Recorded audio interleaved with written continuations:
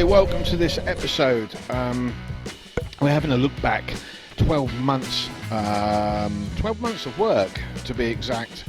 We started off by doing the shed roof and the rear shed wall. We had a big storm that we spoke about in these episodes. Here you can see I'm just briefly going through what has actually gone wrong. The wind blew out some of the rear boards, and I'm now making plans to put the new tin and the new frames in place, as you can see right this minute. We also needed to tackle the roof, which was also slowly caving in. Nail them up. All of this was 12 months ago. So all my machinery is going in here. I'm putting my loud compressor underneath there. Finished piece of work. As you can see, we also made some cabinets as well, 2 cabinets in total. This is the first one that never quite got finished. We will pick this up very briefly on another episode, and there it is. It is fully finished now. Apart from the sliders that I added, the white ones, the wheels are just not strong enough. It's the runners and that. I've got to put new runners in, they didn't work out in the end. I need another one to keep coat the bottom evenly spread. Came off the fire engine. We've got all of that going down there, look. All of it. Another bit going along there. And obviously another bit going up there. All fire engines. Now the steel. That was actually a consignment of scrap steel that came in, and I managed to rescue some of that. So there you have it. That was about 12 months ago, I'd say the beginning of the year, January. We did the shed roof, we did the shed walls, we did 2 tool cabinets, and we completely re-renovated everything that you see and the way I work in this workshop. So 9 months ago we are now finishing off this workshop, moving on to other projects. We as you can see in the video footage right this minute, we've got the sidewalls to do, and the shelving units will now be screwed into position, and then we've got our work unit for the grinding equipment for the surface grinder that needs to go into place, and now we can move on to the 8-month time span of what we did this year. Machine shop vices on those shelves, and possibly grindstone at the top, but I think they're a little bit high, if I'm honest. Going to turn this into a trike. Yeah, this guy who wants it, he's just using Wow. We come on to the trike build now, which was the purpose behind this build, was to get hold of a Vegas that this guy was no longer using. He had it sitting in the shed, in the hedges for about 3 years, maybe longer. I can't be 100% on that, but it needed rescuing. And to be honest, there's not much chance of me using the Vegas at that there wasn't much chance of me using the Virago, because I had so many other things going on at the time. But he had been crazing me for the best part of 3 or 4 years, and eventually a deal was struck and I built the trike for him. Now, if he hadn't handed the Vegas over, I'll openly admit I would have been happy to keep the trike, and I'd be riding it around myself now. So enjoy the rest of these clips on the trike build. swing arm that I made. They've occurred a few problems, one of them being dingling in the head of, "Ah, you prat."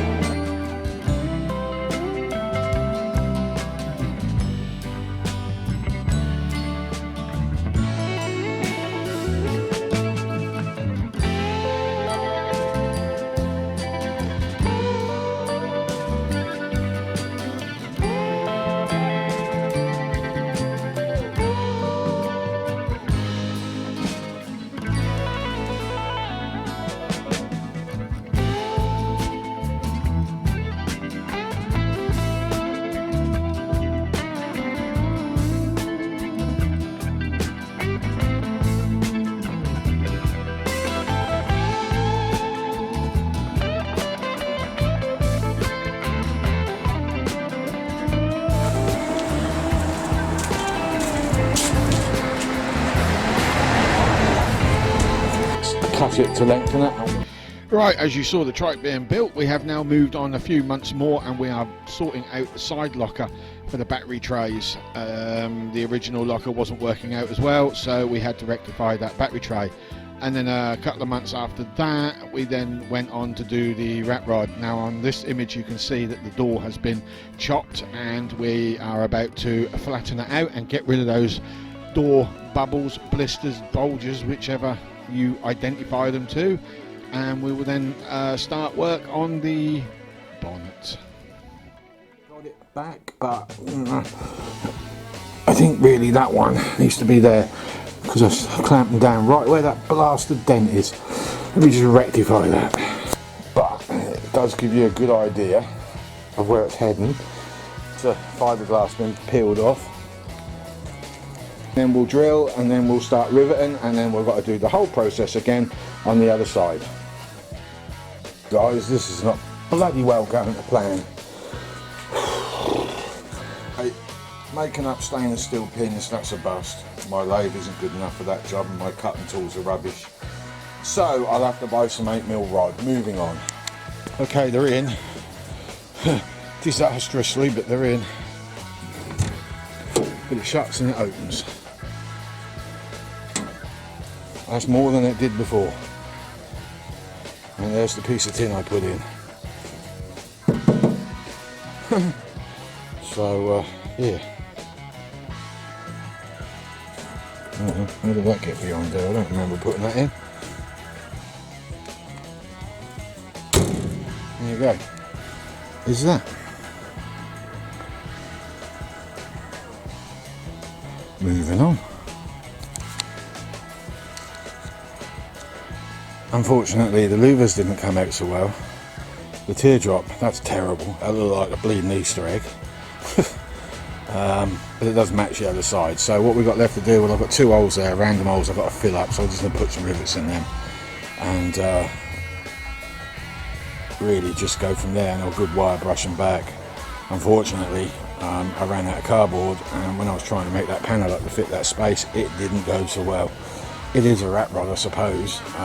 There is more material to go on to go under, so maybe we can do something about drilling those rivets out and hiding a piece of metal underneath. I don't know, we'll see what happens. Electrical panels going in. I was going to weld some strips around, but I'm just going to weld some tabs, and then we'll cut the plastic ready to be riveted on, which will get done after the paint's been completed. So all the holes will be drilled.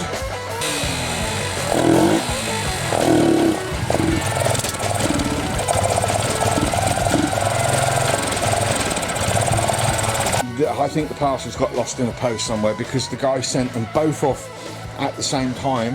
Seriously, I'm starting to get fed up of this poxy. As we progress through the rat rod, I kind of made a decision, a life decision, that we're going to get the bike test sorted out and we're going to start concentrating on doing bikes. And in this image you see the CB550 and also the I've got to remember what it is now, top of my head, I've forgotten, YBR 125, which I have been doing for one of my sons. But we also have the Victory. So we're going to put the Victory on the road, so we're going to clean this up as well. That's another video for next year.